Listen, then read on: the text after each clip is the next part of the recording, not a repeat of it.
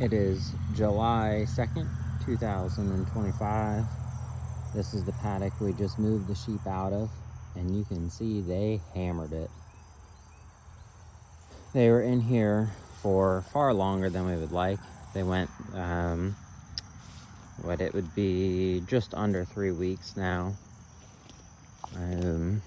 Right after we moved them, a couple days after we moved them, my wife was severely injured, and so just trying to keep everything going at that point. Movements kind of slow down, and went to supplementing with a little bit more grain and hay, which is not something we like to do, especially in the summer. But this area will bounce back quite well, and I'm confident in that, judging by what I've seen with the pigs in the past. You can see they really hammered the goldenrod. They actually eat the dog fennel up about 30 inches or so is pretty common, and they do that right away actually. I don't know if it's just the time of the year or if there's some nutrient that they like out of them, but they go for dog fennel very quickly. As you can see, they've stripped all the lower leaves. On anything that's something they don't particularly like to eat, they will go as high as they can reach. If it's something they find particularly tasty or a tree I really like, then they will go all the way up and push it over. Now this is staghorn sumac here. As you can see, they stripped all the bark off. They really like the bark of staghorn. It seems like it doesn't matter how long they're in, they will hammer that.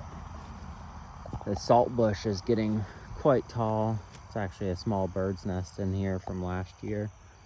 The sweet gum they don't particularly care for. The tulip poplar and sycamore they will eat quite well, and they do like the leaves of the staghorn sumac, as you can see here, particularly on the younger trees. Anyways, as we start to get a little further in, get into a little bit more broom sedge, which is largely left alone. They eat everything that is very palatable around it, as well as the younger growth. And this area is an area that we typically don't mow or really do much with, other than about once a year grazing. So the broom sedge is in a lot less palatable of a stage typically. Now, to sort of give you a reference point of what this would have looked like before grazing, on that side, as you can see, visibility is only a few feet in.